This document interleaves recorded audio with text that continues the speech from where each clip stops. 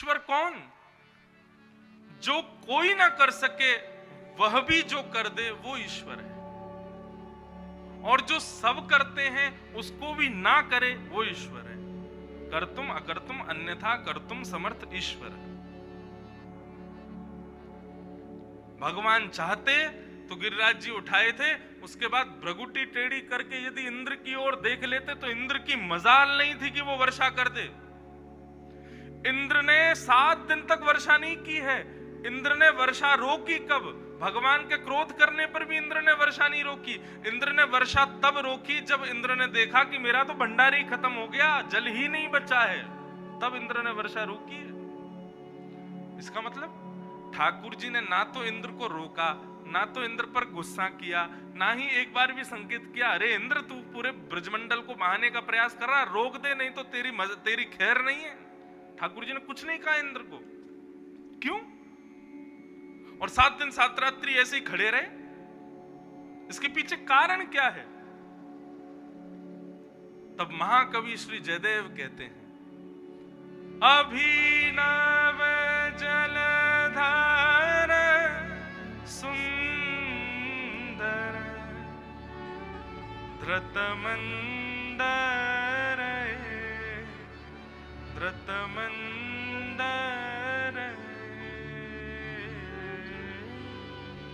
श्रीमुख चंद्र चकोर जय जय देव हरे। जयदेव महाप्रभु।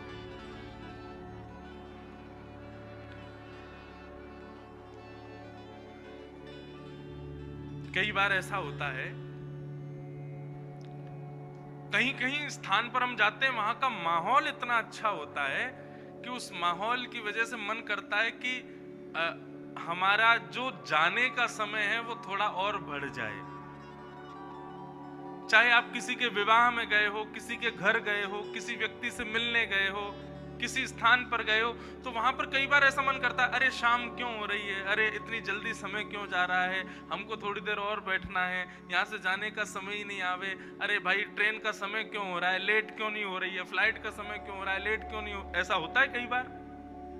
तो ठीक वैसे ही जब ठाकुर जी ने गिरिराज पर्वत धारण किए तो सामने श्री राधा रानी आकर के खड़ी हो गई, और जैसे ही राधा रानी आके खड़ी हुई, उनके सुकोमल मुखमंडल को देख करके ठाकुर जी इतने आनंदित हो गए कि खड़े ही रहे। मन में ये भाव भी नहीं आया कि मैं इंद्र को कह दूं कि भैया तू वर्षा बंद कर दे, ताकि वर्षा बंद हो जाएगी तो मैं गिरिराज जी नीचे धरूं, हाथ में कष्ट है। बोले नहीं, ये वर्षा चलती रहे, अनवरत में ऐसे ही खड़ा रहूं। क्यों? क्योंकि सामने श्री राधा रानी खड़ी हैं, इनको देखने का, इनके दर्शन का अवसर मिल रहा है, ये अवसर कहीं चला नहीं जाए। इस दिन 7 दिन 7 रात्रि पर्यंत ठाकुर जी गिरिराज जी धारण करके रखे। जयदेव महाप्रभु कहते हैं, राधा मुख चंद्र चकोर जय जय देव हरे। श्री किशोरी जी को देखने में इतने उत्सुक हो गए ठाकुर जी, बल्कि और कह रहे हैं इंद्र से, बोले जितनो तेरो भंडार है सब कर तो ही रहे, 7 दिन तक 7 रात्रि तक, अरे 7 वर्ष तक भी यदि किशोरी जी सामने खड़ी हैं तो मैं ऐसे ही खड़ा रहूंगा ताकि इनको दर्शन कर सके। अपलक नेत्रों से श्री किशोरी जी को देखने के इच्छुक हैं, इसलिए ठाकुर जी ऐसे खड़े। ये वृंदावन रस की चर्चा है कि ठाकुर जी ने 7 दिन 7 रात्रि गिरिराज जी हमारे उठाए, क्योंकि सामने किशोरी जी खड़ी हैं। अगर इंद्र ने वर्षा बंद कर दी, मैंने गिरिराज जी नीचे धर दिए, तो फिर किशोरी जी चली जाएंगी, इनके दर्शन का सुख मुझे नहीं मिलेगा। इसलिए किशोरी जी कहीं जामे भी ना, गिरिराज जी नीचे धरने भी ना पड़े। या हमारे 7 दिन तक ठाकुर जी ने भी इंद्र को नहीं कहा कि भाई वर्षा बंद कर दे, चलन दे, किशोरी जी सामने खड़ी है, इनके दर्शन करते रहेंगे। और गिरिराज पर्वत धारण करके खड़े, बड़े इतने इतने भाव हैं गिरिराज पर्वत धारण के, उन्हीं पे पूरे प्रसंग हो जाएंगे। ठाकुर जी ने गिरिराज जी धारण किए, 7 दिन बाद व्यवस्थित करके अपने सुव्यवस्थित स्थान पर उनको विराजमान कर दिया।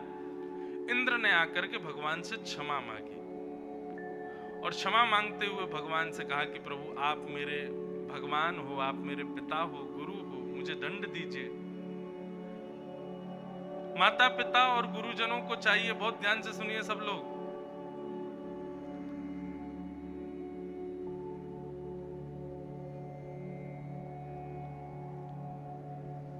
बालकों को ज्यादा लाड़ प्यार मत किया करो, थोड़ी बहुत ताड़ना उनके प्रति रखा करो। ताड़ना का मतलब होता है दृष्टि रखा करो, थोड़ा उनके प्रति थोड़ा अपने आप को कठोर, हल्का सा, ज्यादा नहीं, हल्का सा रखा करो, तभी वो बालक श्रेष्ठ बन पाएंगे। जिन बालकों ने अपने माता पिता से कभी गाली नहीं खाई, जिन बालकों ने अपने माता पिता से कभी पिटाई नहीं पाई, वो बालक जीवन में कोई श्रेष्ठ व्यक्तित्व नहीं बन पाते। इसलिए माता पिता को चाहिए ज्यादा लाड़ प्यार बालकों को ना किया करें। लालनाद बहुवो दोषात् ताड़नाद बहुवो गुणात् तस्मात् पुत्रम च शिष्यम च ताड़येत न तु लाड़येत। शास्त्र आज्ञा करते हैं लाड़ में बड़े दोष होते हैं और ताड़ना में बड़े गुण होते हैं। तस्मात् पुत्रम च शिष्यम च ताड़येत न तु लाड़येत।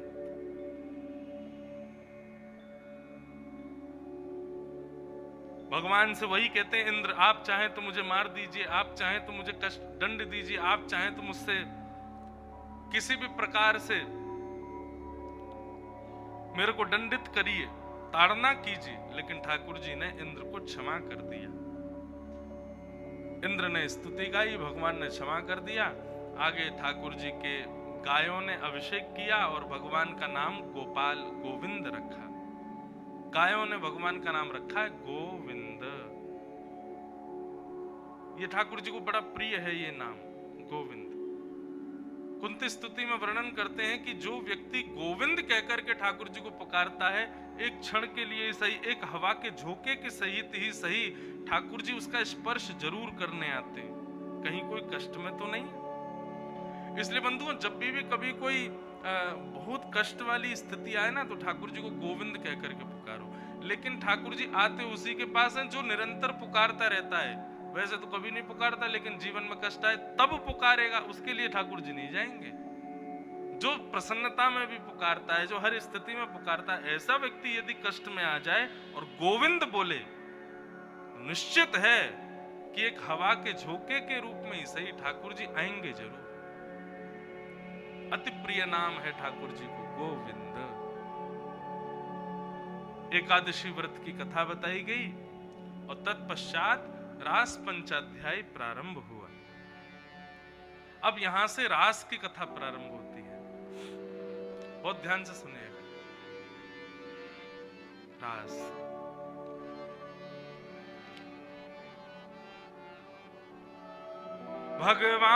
भगवान पिता रात्रि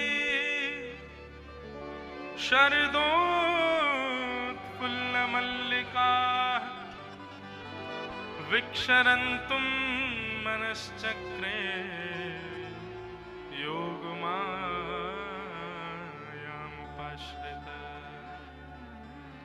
अब बहुत ध्यान से सुनिएगा सब लोग। रास बिहार, मैंने कहा ना आज प्रेम की चर्चा है, इसलिए प्रेमी बनकर के ही सुनना। सबसे पहली बात, रास कहते किसको? अभी मैं कहूं रास का मतलब क्या, तो अधिकतर लोगों ने मन में सोच लिया होगा वही नाचना।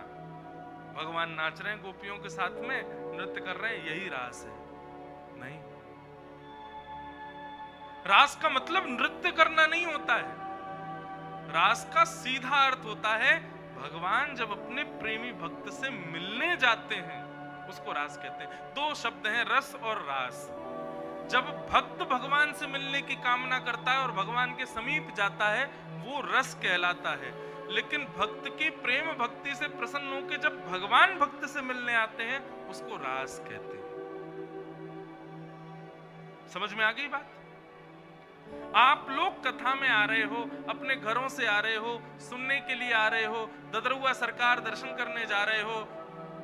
कल हम गए थे ग्वालियर में खेड़ापति हनुमान दर्शन करने जा रहे हो, मनसापूर्ण हनुमान जी दर्शन करने जा रहे हो, वृंदावन बिहारी लाल के दर्शन करने जा रहे हो, ये सारी स्थितियां आप जा रहे हो भगवान के पास, ये रस कहलाते हैं।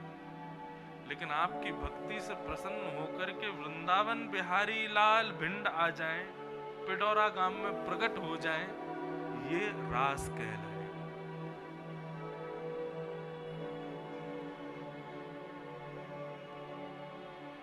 रास हुआ है। लोग कहते हैं हमारे अब यहाँ ददरुआ धाम में पूज्य हनुमान जी विराजमान है, आज महाराज जी भी पधारे हैं वहीं से।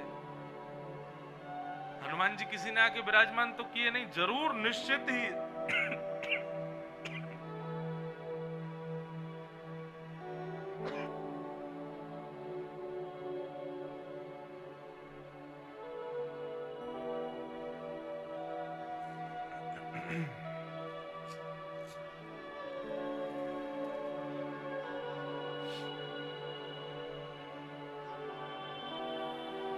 अभी वर्तमान महाराज जी जो हैं, आपके पूर्व महाराज जी या उनके पूर्व महाराज जी जो भी यहाँ पर विराजे होंगे, उनकी तपस्या भजन के बल से हनुमान जी प्रकट हुए। रास हुआ था वहां पे, क्यों? एक भक्त के भजन पर प्रसन्न होकर ठाकुर जी प्रकट हुए। वृंदावन में गोस्वामी गोपाल भट्ट गोस्वामी जी की प्रेम भक्ति से प्रसन्न होकर राधा रमण जी प्रकट हो गए। श्री हरिदास जी महाराज के प्रेम भक्ति से प्रसन्न होकर के श्री बिहारी जी प्रकट हो गए। ये सब रास ही तो हैं। रस और रास में केवल इतना अंतर है। आप भगवान के अच्छा एक सीधी भाषा में, थोड़ी अल्लड़ भाषा में बोलूं तो आप भगवान के पीछे भाग रहे हो, वो रस है। लेकिन आपकी भक्ति से प्रसन्न हो कि भगवान आपके पीछे भाग रहे हैं, वो रास है। वास्तव में हम कथा क्यों सुनते हैं, वृंदावन क्यों जाते हैं, संतों के समीप क्यों बैठते हैं, सत्संग क्यों करते हैं? ताकि एक दिन ये रस रास में बदल जाए, हमारी भक्ति ऐसी हो जाए, हमारा प्रेम ऐसा हो जाए कि उस प्रेम पाश में ठाकुर जी बंध जाएं और हमारा अनुकरण करें, हमारे पीछे पीछे लाल जी आवे। जगन्नाथपुरी में श्री जगन्नाथ जी के एक भक्त हुए, बहुत ध्यान से सुनना, उनका चरित्र मैंने कल परसों भी सुनाया था, श्री माधव दास। तो माधव दास जी जो थे, ये भगवान के बड़े अनन्य भक्त थे।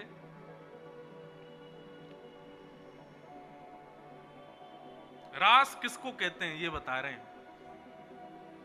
तो जगन्नाथ जी के दर्शन करने के लिए गए और जगन्नाथ जी से बोले, हे जगन्नाथ महाप्रभु, मैं आपसे आज्ञा लेने आया हूं कि मैं अब वृंदावन दर्शन करने के लिए जा रहा हूं। बहुत ध्यान से सुनिएगा।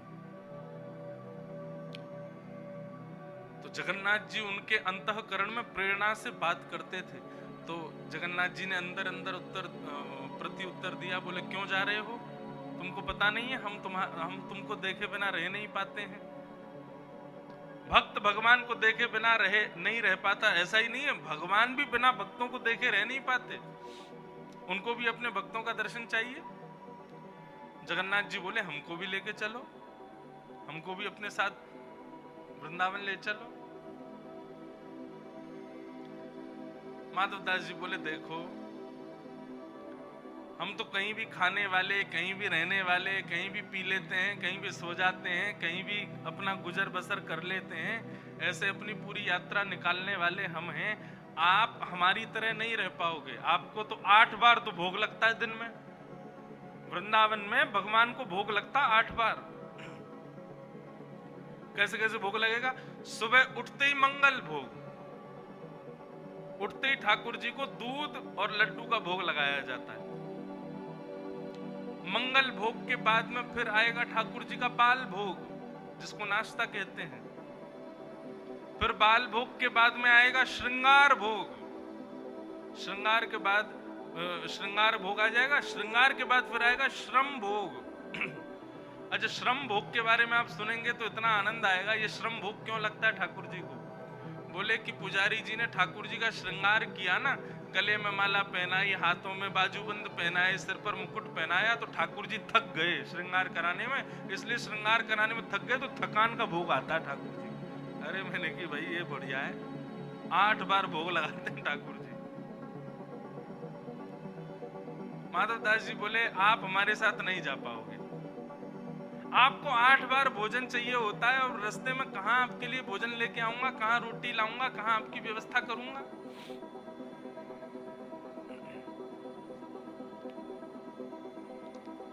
बहुत सावधानी से सुनो। इसलिए आप तो यहीं रहो, हम जा रहे हैं वृंदावन। माधवदास जी जैसे ही वृंदावन के लिए निकले तो माधवदास जी को ज्यादा भूख प्यास लगती नहीं थी, सहज रहते थे, सरल रहते थे माधवदास जी। चलते चलते शाम हो गई, एक नगर में पहुंचे, गांव में पहुंचे। गांव में पहुंचते वृक्ष के नीचे बैठे थे माधवदास जी और विचार कर रहे थे, भैया कोई भक्त मिलेगा, कोई आता जाता दिखेगा तो उससे कुछ एक आध रोटी मांग लेंगे, खा लेंगे, अपना बसर करेंगे। लेकिन थोड़ी बहुत देर बाद ही माधवदास जी को इतनी जोर की भूख लगी, इतने व्याकुल हो गए कि महाराज उनकी इच्छा होवे कहीं से भी फल मिले, कोई पत्ता मिले, कुछ तो मिले, मुझे भूख लगी है, खाना है। वो माधवदास जी चिंता करें, इतनी जोर की भूख तो मुझे कभी नहीं लगती, आज इतनी जोर से भूख क्यों लगी है। माधवदास जी व्याकुल हो गए, मरता क्या नहीं करता। गांव में पहुंच गए, गांव में जाके और ढूंढने लगे, भाई कोई ऐसा वैष्णव भक्त मिले जिसके यहाँ जाके 2 रोटी तो खाऊं मैं, इतनी तेज भूख क्यों लगी आज। तभी एक बूढ़ी माता जी के घर में प्रवेश किया, उनसे कहा मैया हम जगन्नाथपुरी से आए हैं, वृंदावन जा रहे हैं, बड़ी जोर की भूख लगी है, आप थोड़ी रोटी खिला दोगी। मैया बोली हाँ बैठो, हम खिलाते हैं अभी। मैया लाई थाली सजा के, माधवदास जी तुरंत महाराज टूट पड़े, भोजन करने लगे जोर जोर से। बोले आज पता नहीं क्या हो गया, जीवन में इतनी भूख कभी नहीं लगी, आज इतनी क्यों लग रही है। मैया पंखा जलते जलते बोली बाबा आप बड़े निर्दयी हो। माधवदास जी बोले ऐसा क्यों कह रही हो मैया। अरे नहीं बाबा आप बड़े निर्दयी हो, इतना सुंदर, इतना सुकोमल, इतना प्यारा संग में बालक लेके घूम रहे हो, उसको भोजन नहीं करा रहे हो, अकेले अकेले ठूस रहे हो। माधवदास जी बोले कौन बालक। बोले तुम्हारे बगल में जो बैठा है, देखो इसकी आंखें कितनी प्यारी, इसके गाल कितने प्यारे, छोटा सा बालक। अरे मुझे तो दया आ रही है, इसकी माँ ने इसको कैसे दे दिया होगा आपको, और आप इतने निर्दयी अकेले पूरी थाली खा रहे हो, उससे पूछ भी नहीं रहे हो। अरे बेचारा वो भी भूखा, तेरा उसको भी खिलाओ। माधवदास जी रुक गए, बोले भैया कौन सा बालक, यहाँ कोई नहीं बैठा। अरे तुम्हारे बगल में बैठा बाबा, आंखन ने खोल के देखो, इतनी रोटी में बावले हो गए, बालक नहीं दिखाई दे रहा है। माधवदास जी समझ गए, बोले ये कोई बालक नहीं, जगन्नाथ जी संग में आ गए मेरे, और अब पता चली मुझे भूख इतनी तेज क्यों लग रही थी। बोले ये संग में चल रहे हैं। तब माधवदास जी ने प्रणाम किया, बोले जय जय, मैंने मना किया था ना आप मत चलो साथ में, रास्ता बड़ा दुर्गम है, कहाँ रोटी खाओगे, कहाँ सोओगे, कैसे गुजर बसर करोगे, आप मानते नहीं हो, चले आए साथ में। और माधवदास जी को दिख नहीं रहे थे ठाकुर जी, बस चलते चलते माधवदास जी को अनुभव होता था कि कोई कंधे पर बैठा है, थोड़ा भार जैसा लगता था। अब जहां कहीं भी रुकते, बेर मिलते, फल मिलते, कोई भोजन देता तो पहले उसको थोड़ी देर किनारे रखते, आंख बंद करके बैठे रहते, ये भाव रखते कि जगन्नाथ जी पहले भोग लगा लें फिर मैं खाऊंगा। वृंदावन पहुंचे, वृंदावन जैसे पहुंचे तो बिहारी जी का दर्शन करने के लिए गए तो पता चला कि अभी बिहारी जी श्रृंगार करा रहे हैं अपना। माधवदास जी एक भक्त के यहाँ गए, भक्त के यहाँ से बहुत सारे चने इकट्ठे कर लिए, और चने इकट्ठे करके जमुना जी के किनारे बैठ गए, और जमुना जी के किनारे जाकर के एक आसन बिछाया, आसन पर भाव रखा, जगन्नाथ जी बैठे हैं, और सामने पात्र में चने रख दिए, और चने रख के कहा ठाकुर जी आज अब भोजन अभी तक तो मिला नहीं है, इसी का भोग लगाओ, बिहारी जी की राजभोग हो जाएगी तब कुछ पाएंगे। भोग आदि लगा के चना वना खा करके जैसे ही माधवदास जी बिहारी जी का दर्शन करने के लिए गए तो स्वामी श्री हरिदास जी महाराज भीतर से निकल के आए, और भीतर से निकल के आके बोले तुम माधव दास हो क्या? माधव दास जी आश्चर्य, आपको कैसे पता कि मैं माधव दास हूं? बोले अरे आज तेने बड़ो बड़ो कियो। माधव दास जी बोले मैंने क्या कर दिया? बोले हमने ठाकुर जी के सामने पूड़ी कचौड़ी बेड़ई सब्जी और जलेबी इमरती जाने कितने 56 भोग बना के धरे, लेकिन ठाकुर जी ने मुंह टेढ़ो कर लियो। बोले क्यों टेढ़ो कर लियो? बोले ठाकुर जी बोले अरे यहाँ माधव दास आयो है जगन्नाथपुरी थे और यानी इतने सारे चना खवा दिए कि मेरा पेट भर गयो, अब मुझको कछु खावे की इच्छा ना है रे। माधव दास जी आश्चर्यचकित हो गए। बोले जय हो नाथ, मैं तो ऐसे सहज निवेदन करता, ठाकुर जी स्वीकार कर लेते। कहां तक सुनाऊं बंधुओं? इस स्थिति को रास कहते हैं जो माधव दास के साथ होती थी, इसको रास कहते हैं। रास सुनने का विषय नहीं है, रास देखने का विषय नहीं है, रास करने का भी विषय नहीं है, रास अनुभूति का विषय है। और ये रास एक ना एक दिन होगा जब भक्ति के पथ पर चलोगे, आपको भी अनुभव होगा। ठाकुर जी बगल में ही बैठे हैं, अरे देखो मेरी आधी रोटी खा गए। मेरे संग तो होता है खूब। हम ग्वालियर में जहां रुके हैं तो वहां ऊपर किला है, नीचे ही घर है। तो जिस कमरे में हम रुके हैं वहां हमारे ठाकुर जी बैठे हैं। तो हम यहाँ कथा करने आते हैं, खिड़की खोल के आते हैं, ठाकुर जी को खिड़की के पास बैठा देते हैं। मैंने आप बढ़िया किला देखते रहो। वहीं बाहर हनुमान जी का मंदिर है। तो मन में भाव आता है कि श्री हनुमान जी ठाकुर जी को कंधा पे बैठा के पूरे ग्वालियर में घुमाते होंगे, ऐसा भाव करके आते हैं। तो शाम को जब हम जाते हैं तब तक ठंडी हवा चलने लगती है और खिड़की खुली रहती है। तो आज इसीलिए हमको जुकाम हो गया क्योंकि हमारे ठाकुर जी को ठंडी लग गई है। ये रास है।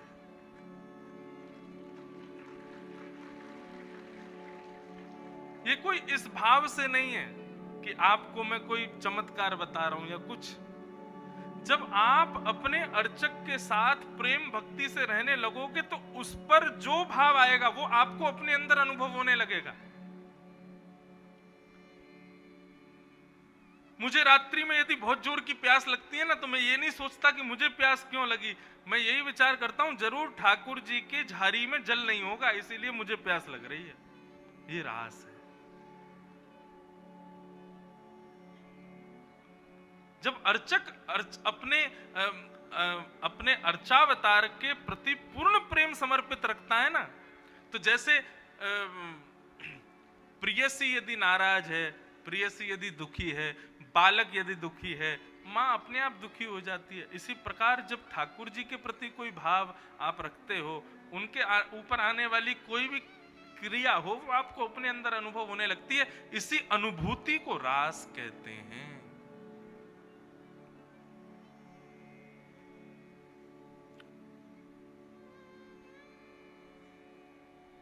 रस और रास, ये दो स्थिति।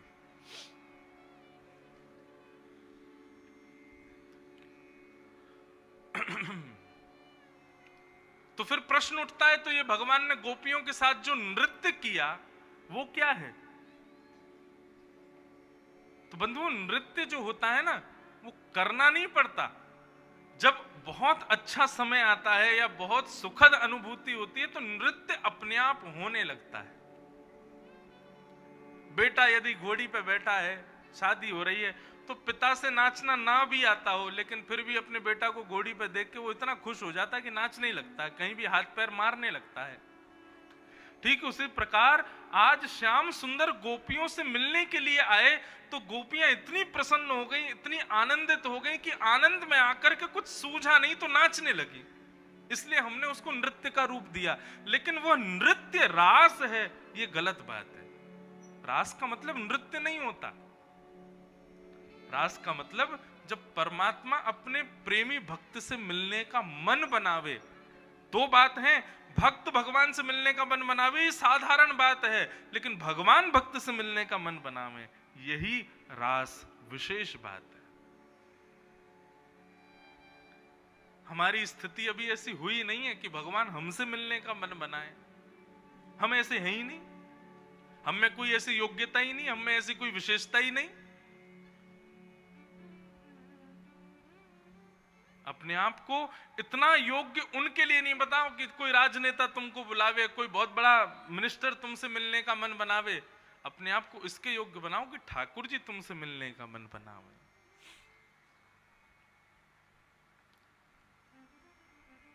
और गोपियों ने अपने आप को ऐसा ही बना दिया कि एक दिन भगवान पिता रात्रि शरदोत्फुल्ल मल्लिका विक्षरंतुम मनश्चक्रे, ये शब्द है मनश्चक्रे, भगवान ने मन बनाया। अरे महाराज, इसके लिए तो देवता भी तरसते हैं कि भगवान हमसे मिलने का मन नहीं बनाते, और इन गोपियों से मिलने के लिए मन बना रहे हैं, इन गोपियों से मिलने के लिए ठाकुर जी जा रहे हैं। मनश्चक्रे योग मायाम उपाश्रित, भगवान ने गोपियों के साथ रास करने का मन बनाया। तो भगवान पिता रात्रि शरदोत्फुल्ल मल्लिका विक्षरन्तुम मनश्चक्रे योगमायामुपाश्रित।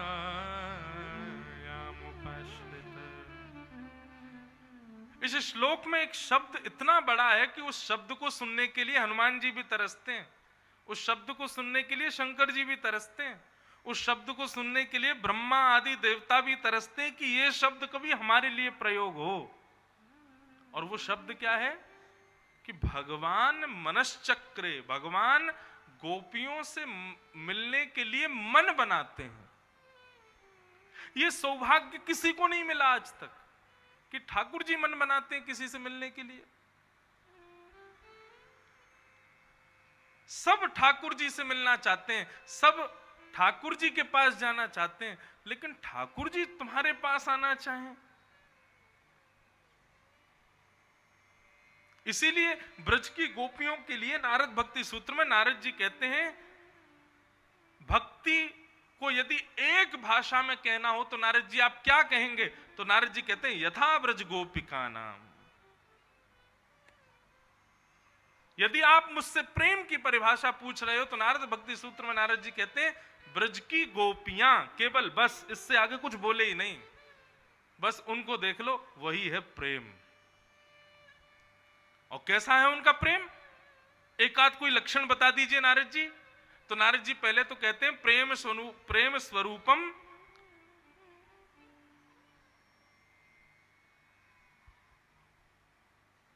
उसका वर्णन नहीं किया जा सकता,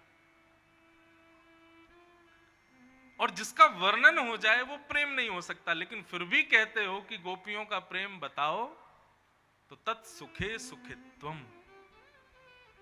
गोपियों का प्रेम कैसा है? बोले जिसमें हमारा प्रेमी प्रसन्न, उसमें हम प्रसन्न। ये प्रेम है गोपियों का। ठाकुर जी ब्रज छोड़ के मथुरा चले गए, लेकिन गोपियां कोई पीछे ही नहीं पड़ी रहीं। कहां चले गए, क्यों चले गए, कैसे चले गए? अगर ठाकुर जी को मथुरा जाने में सुख मिल रहा है, ठाकुर जी को द्वारिका जाने में सुख मिल रहा है, ठाकुर जी को इस कार्य में सुख है, तो जिसमें हमारे प्रेमी को सुख, उसमें हमारा सुख। ये गोपियों का प्रेम। गोपियों ने कभी जिद नहीं की ठाकुर जी से, कभी अपने मन के भाव प्रस्तुत करके ठाकुर जी को जबरदस्ती नहीं की।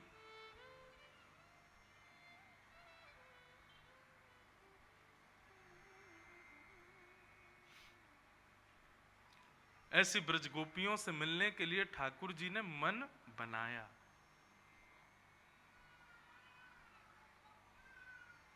और ठाकुर जी मन बनाते हैं, ये बड़ी बात है। यथा ब्रज गोपिका नाम, भगवान ने गोपियों के साथ रास विहार करने का मन बनाया।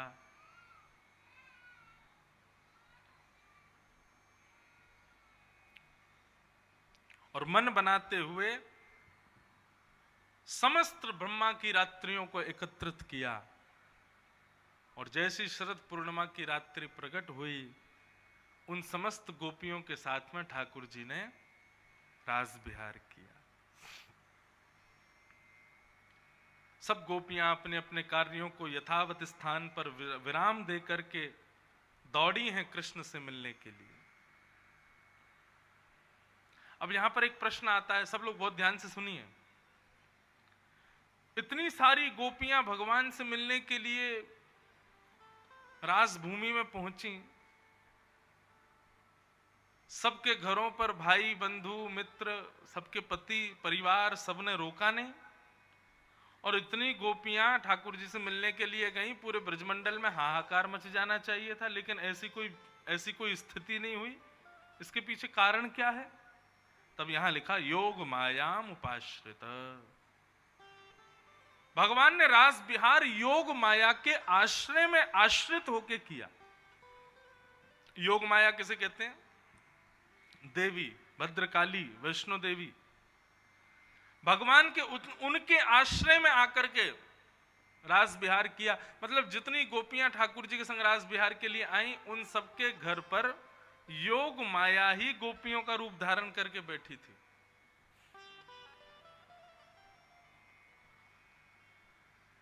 और समस्त गोपियां रास विहार के लिए पहुंची, ठाकुर जी के चरणों में जाकर के प्रणाम किया। भगवान ने जैसे ही गोपियों को देखा, स्वागतम वो महाभाग प्रियम किम करवाणि व ब्रजस्या नामयम कश्चित् ब्रूता गमन कारणम। सब गोपियों से बोले अपने आने का कारण बताइए।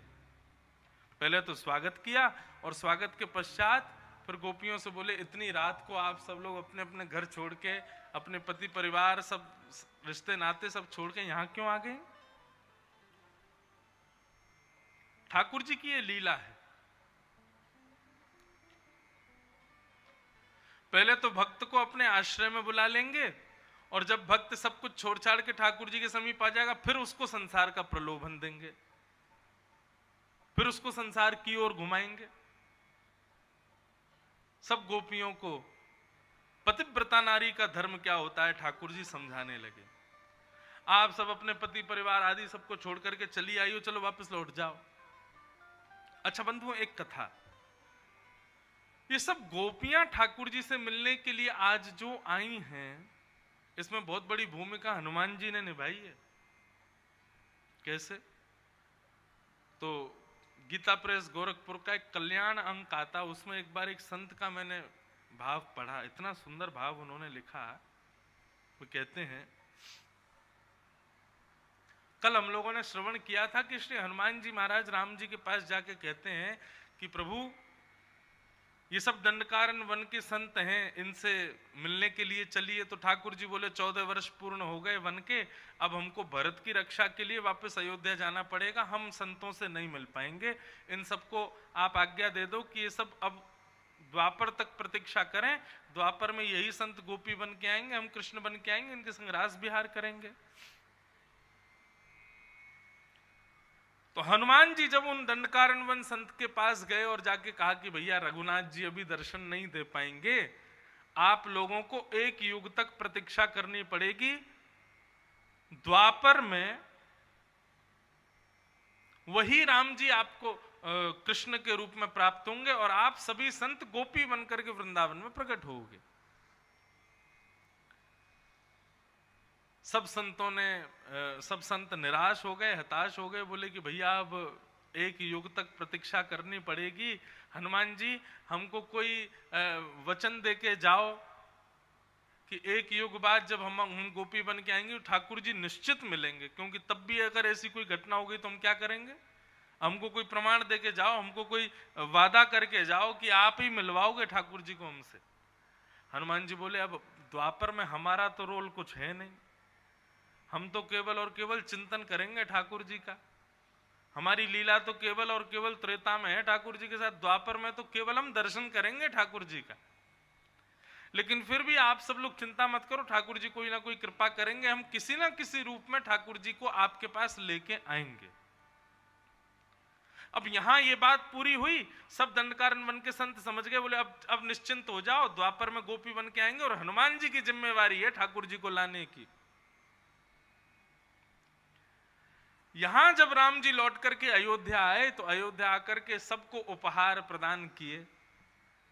हनुमान जी के लिए कोई उपहार ठाकुर जी को दिखाई नहीं दिया, उनके योग्य कोई उपहार ठाकुर जी को समझ नहीं आया।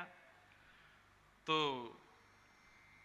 राघव ने अपने भाई भरत जी से पूछा कि भरत जी हमको एक बड़ी चिंता हो रही है। भरत जी बोले क्यों चिंता हो रही है? बोले सबके लिए उपहार समझ में आ रहा है कि इसको ये देना है, इसको वो देना है, लेकिन हनुमान जी की सेवा का हमको कोई उपहार समझ नहीं आ रहा है, इनको उपहार क्या दें? भरत जी बोले अब संशय जब कभी भी मुझको हुआ तो मैंने आपकी पादुकाओं से पूछा कि मुझे क्या करना चाहिए, आप भी पादुकाओं से ही पूछो। तब ठाकुर जी ने अपनी पादुकाओं से पूछा कि भाई हनुमान जी के इतनी सेवा है, इसके प्रति इनको उपहार क्या मिलना चाहिए? तो फिर पादुकाओं ने प्रत्युत्तर दिया, बोले कि आपने अभी अभी देखा कि श्री हनुमान जी आपको दंडकारण्य वन ले जाने के लिए जिद कर रहे थे, परंतु आपने मना कर दिया कि अभी हम नहीं जा सकते। वही सब संत द्वापर में गोपी बन के आएंगे, आप कृष्ण बन के जाएंगे, तब भी मिलेंगे। लेकिन संतों ने हनुमान जी को पकड़ लिया और पकड़ के बोले कि हमको पहले वचन दे के जाओ कि आप ठाकुर जी को लेके आओगे। तो वहां हनुमान जी भी चिंता में है कि द्वापर में मैं कैसे आऊं, और संतों ने हनुमान जी से वचन ले लिया है कि आप ही ठाकुर जी को लेके आओगे। इसलिए ऐसी लीला होगी ठाकुर जी कि द्वापर में जब आप कृष्ण बनकर के आएंगे तो आपके अधरों की वंशी के रूप में कोई और नहीं, स्वयं श्री हनुमान जी महाराज पधारेंगे। और जब रास बिहार प्रारंभ होगा, उस रास बिहार में गोपियों को आमंत्रण देने के लिए आप जब वंशी का नाद करेंगे, उसी वंशी का नाद सुनकर के समस्त गोपियां आपके पास आएंगी। तो हनुमान जी का वचन भी पूरा हो जाएगा कि सब गोपियों को लेके हम ही जाएंगे ठाकुर जी के पास।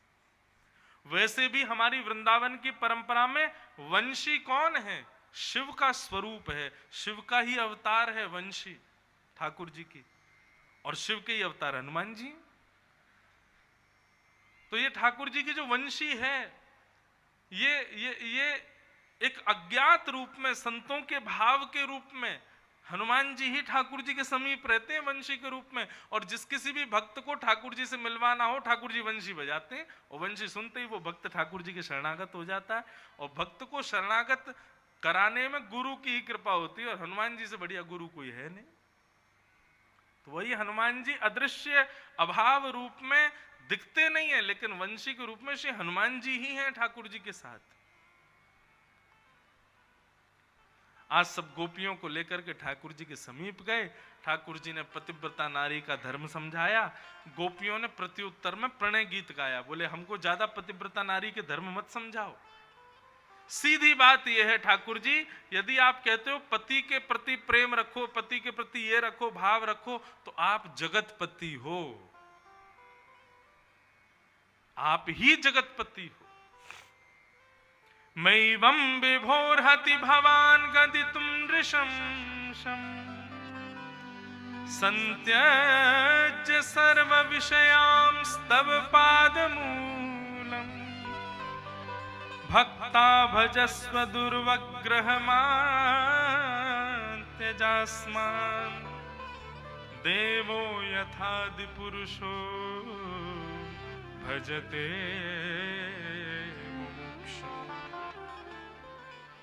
आप जगतपति हो नाथ, और जगतपति का मतलब आप ही हमारे वास्तविक पति हो। सामान्य कठपुतली वाले पतियों को छोड़ के यदि वास्तविक पति के पास आना, आप इसको अधर्म कहते हो? खुद ही कहते हो सर्वधर्मान् परित्यज्य मामेकं शरणं व्रज। आज हम सब कुछ छोड़ छाड़ के आपके चरण में आ गई हैं, तो बोल रहे हो वापस लौट जा। नहीं जाएंगी नाथ। और यदि फिर भी आपको हमें भेजना है वापस कि हम अपने घर चली जाएं, तो चित्तम सुखेन भवता पहितम गृहेषु, हमारा चित्त जो आपके पास है वो हमें वापस कर दो। हमारा मन जो आप में लगा हुआ है वो हमको वापस कर दो। हमारा चित्त हमको वापस मिल जाएगा, हम अभी चली जाएंगे। बंधुओं, ये प्रणय गीत है। अभी मैं बहुत सूक्ष्म सूक्ष्म कह के जा रहा हूं, क्योंकि ये विषय ऐसे हैं कि इनका वर्णन ना हमारे वृंदावन में ही अच्छा लगता है, क्योंकि वृंदावन रस की भूमि है ना। गोपियां कह रही हैं कि हमारा चित्त आपके पास है, वो हमको वापस करो, तब हम वापस जाएंगे। ये भक्ति की वो स्थिति है जिस स्थिति में पहुंचने के लिए बड़े बड़े योगी, ध्यानी, ज्ञानी तपस्या करते हैं कि हम चित्त ठाकुर जी को दे दें। और गोपियां सहज भाव से कह रही हैं। अरे वृंदावन की गोपियां तो नेत्र बंद करके ध्यान लगाती हैं। नारद जी जाके पूछते हैं किसका ध्यान कर रही हो? गोपियां बोलती हैं ध्यान नहीं कर रही हैं, नेत्र बंद करके चित्त में बैठे ठाकुर जी से कह रही हैं, नेक बाहर निकल जाओ, नेक देर के लिए हमारे चित्त को छोड़ के चले जाओ, ताकि हम घर के काम वाम कर लें। 24 घंटा यहीं बैठे रहते हो। दुनिया के लोग ध्यान लगाते हैं ठाकुर जी चित्त में आ जाएं, और ब्रज के लोग ध्यान लगाते हैं लाला नेक देर के लिए चित्त से नेक चल हो जा, ताकि हम बाकी के काम कर लें। ये है वृंदावन की स्थिति।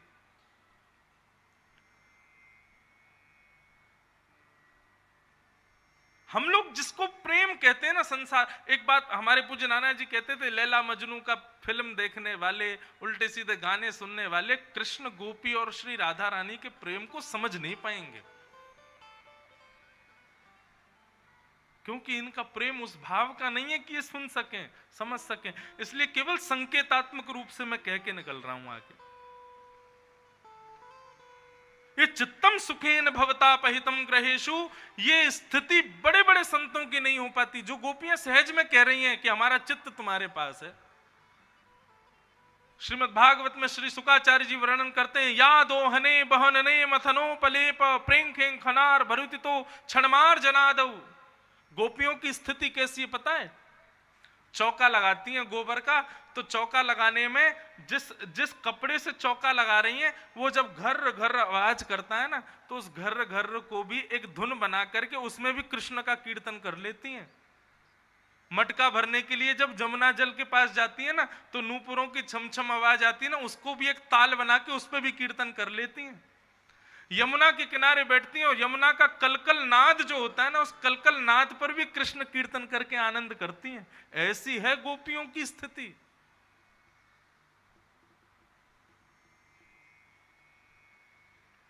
चौबीस घंटे ठाकुर जी का स्मरण रहता है। कृष्ण मन कृष्ण तन कृष्ण ही हमारो धन, आठों याम ऊधो हमें कृष्ण ही सो काम है, कृष्ण ही सर्वस्व है जिनके। ऐसी गोपियां कहती हैं हमारा चित्त वापस लौटा दो। ठाकुर जी जब ये बात सुनते हैं तो फिर बड़े प्रसन्न हो जाते हैं। गोपियों से कहते हैं अच्छा चलो अब हम आपके साथ रास करेंगे, हम तो परीक्षा ले रहे थे, देख रहे थे कि आपका प्रेम कैसा है। और भगवान ने गोपियों के संग रास किया। इतने में कामदेव आ गया। कामदेव आके बोला भगवान से, सुंदर स्त्री सुंदर पुरुष मिल रहे हैं, मैं तो आऊंगा। भगवान बोले स्त्री पुरुष दिखाई दे रहे हैं तुझको? अरे जीवात्मा और परमात्मा है, भक्त और भगवान है, स्त्री पुरुष के रूप में मत देख।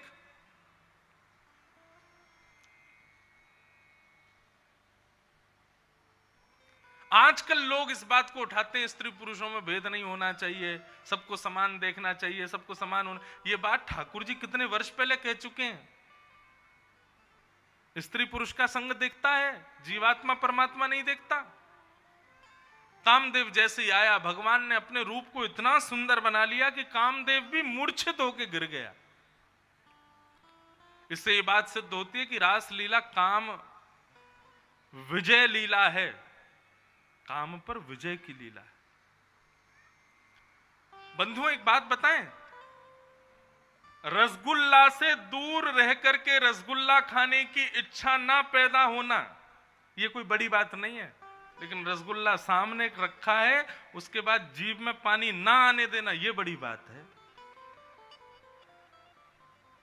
हम तो ब्रह्मचारी हैं, हम तो बाल ब्रह्मचारी हैं।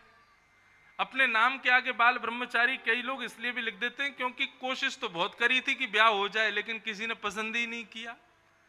तो फिर 40 के बाद में सोचते हैं अब ब्याह तो हुआ नहीं, तो एक काम करो ब्रह्मचारी लिख दो नाम के आगे। लेकिन वास्तव के ब्रह्मचारी कौन?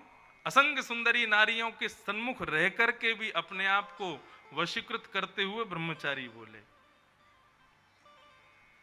रस सामने है, वस्तु सामने है, फिर भी उसके प्रति मोहित ना होना, ये विशेष परीक्षा है हमारी इंद्रियों की। उस वस्तु से दूर रह करके तो इंद्रियों को कोई भी जीत लेगा। इतनी असंख्य गोपियों के मध्य में ठाकुर जी ने कामदेव को मूर्छित कर दिया।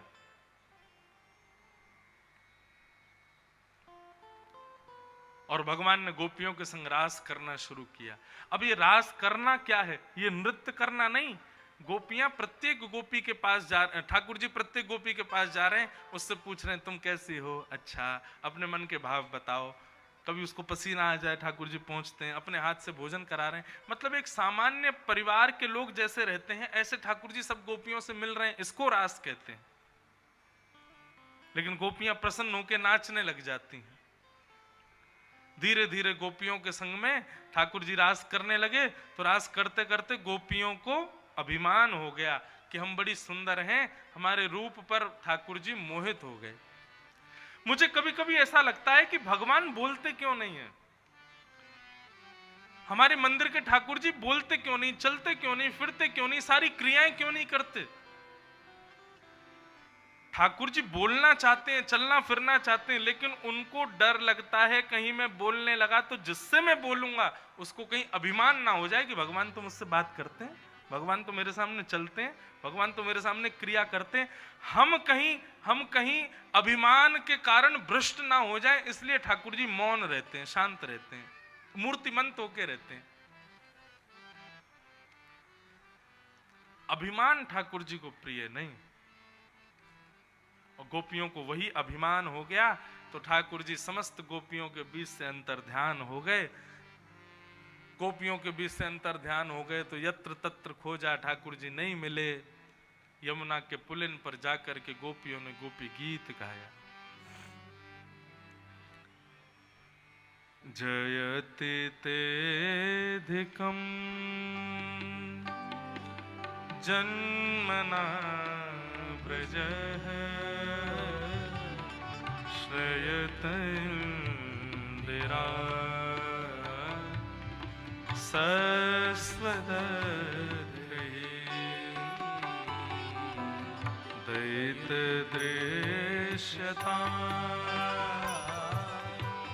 दीक्षुतावक स्त्वैधृता सव त्वां विचिन्वते शरदुदाशये साधुजातस सरसिजोदर श्रीमुषादृशा सुरतनाथ ते अशुल्कदासिका वरदनिघ्नतो नेह किं वद विषजलाप्यया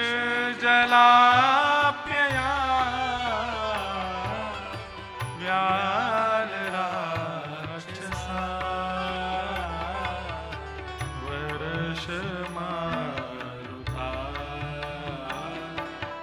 वैद्युतानला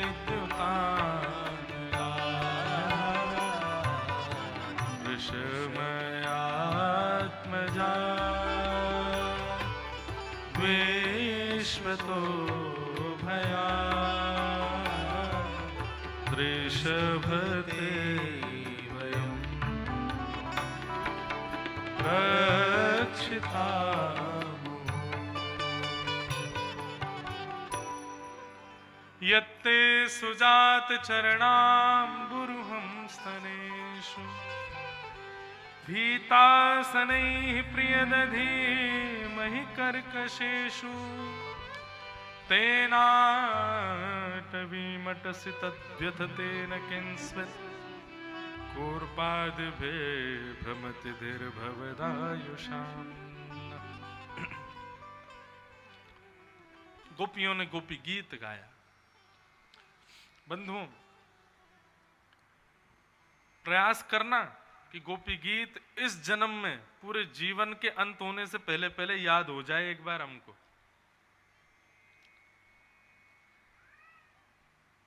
गोपी गीत साधारण नहीं है। यदि कोई व्यक्ति नित्य गोपी गीत का पाठ करे अपने ठाकुर जी के सन्मुख, और इसी भाव से करे जिस भाव से गोपियों ने किया, कृष्ण को खोजने के लिए, कृष्ण को पाने के लिए, कृष्ण हमें मिल जाए, इस भाव से संपूर्ण जीवन के अंत से पूर्व पहले एक बार ठाकुर जी का दर्शन जरूर कराएगा। गोपी गीत में इतनी सामर्थ्य है।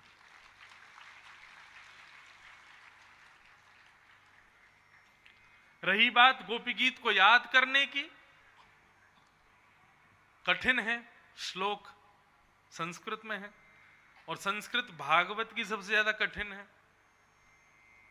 तो इसका एक उपाय समझाएं आपको, तो संस्कृत भाषा मान करके, शब्द मान करके कभी गोपी गीत मत पढ़िएगा। गोपियां विरह से कातर होके ब्रजमंडल में घूम रही हैं, खोज रही हैं श्री कृष्ण तुम कहां हो, इस प्रकार की भावना मन में है। गोपियों का वो विरह अपने हृदय में प्रकट करके, और मैं भी एक गोपी हूं, कृष्ण को पाना चाहती हूं, ये भाव हृदय में धारण करके आप गोपी गीत पढ़ना प्रारंभ करोगे, गोपी गीत याद हो जाएगा। हम उसको संस्कृत भाषा समझ लेते हैं, संस्कृत लिपि मानते हैं, इसलिए गोपी गीत हमको कठिन लगता है, या संस्कृत के श्लोक हमको कठिन लगते हैं।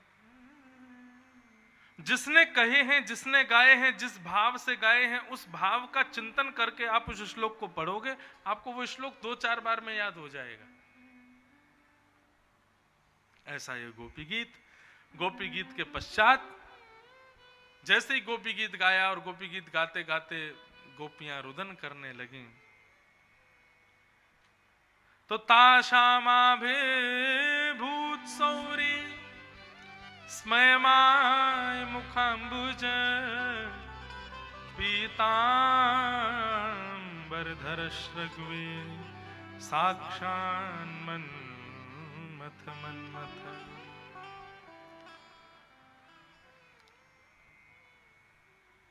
गोपियों ने जैसे रुदन करना प्रारंभ किया पुकार के ठाकुर जी को, ठाकुर जी स्वयं को रोक नहीं पाए, और देखते ही देखते उन गोपियों के बीच में पीतांबरी पहन करके ठाकुर जी तुरंत वहीं प्रकट हो गए। और जैसे ही ठाकुर जी प्रकट हुए, गोपियों ने, किसी ने हाथ पकड़े, पैर पकड़े, ठाकुर जी की पीतांबरी पकड़ी, पटका पकड़ा। ठाकुर जी बोले, अरे बस बस बस, इतना क्यों पकड़ रही हो? बोले, तुम कहीं फिर से नहीं भाग जाओ इसलिए पकड़ रही हैं, आप तो ऐसी अंतर ध्यान हो जाते हो। एक गोपी तो दूर ही खड़ी रही, उसको जगह ही नहीं मिली पकड़ने की, तो दूर से ही ठाकुर जी को देखने लगी और नेत्र बंद कर लिया। ठाकुर जी बोले, ये कहा क्यों? बोले, तुमको नैनों में ही छुपा लिया है। क्यों? हाथ छोड़ के तो तुम भाग जाते हो, मैंने हृदय में बसा लिया, हृदय से जाके दिखाओ। हृदय से नहीं जा पाओगे। गोपियों का ऐसा प्रेम, ऐसे भाव कि ठाकुर जी भी कहते हैं कि मैं आपके इस ऋण से कभी उऋण नहीं हो पाऊंगा गोपियों, आपका जो ये प्रेम है। और अब ठाकुर जी ने महारास किया। तो रास का मतलब एक गोपी के सन्मुख एक ठाकुर जी, लेकिन महारास जितनी गोपी उतने ठाकुर जी। अब हर गोपी के साथ अलग अलग रूप में ठाकुर जी रास विहार कर रहे हैं। और जैसे ही महारास प्रारंभ हुआ तो ब्रह्मा जी बोले, हम क्यों पीछे हटे, हम भी जाएंगे। सूर्य बोले, हम क्यों रुके, हम भी जाएंगे। सारे देवता आ गए, सारे ऋषि आ गए, नदियां आ गई, और सबके लिए ठाकुर जी प्रकट हो गए, सबके साथ में रास विहार करने लगे। आपके यही श्री शंकर भगवान ये बोले, हम भी क्यों पीछे हटे, तो ये भी गोपेश्वर बन करके पधारे, और ठाकुर जी ने इनके साथ भी रास विहार किया। और वृंदावन में यमुना के तट पर महारास हो रहा है। 6 महीने तक महारास चलता रहा और किसी को पता भी नहीं चला। और महारास केवल 6 महीने तक नहीं चला था बंधुओं, वृंदावन में आज भी रास विहार हो रहा है ठाकुर जी का। आज भी लाखों भक्त जाते हैं वृंदावन बिहारी लाल का दर्शन करने, परंतु आज भी ठाकुर जी किसी ना किसी भक्त के साथ में कोई ना कोई लीला अब भी कर रहे हैं वृंदावन में, हमको नहीं पता। रास चल रहा है ठाकुर।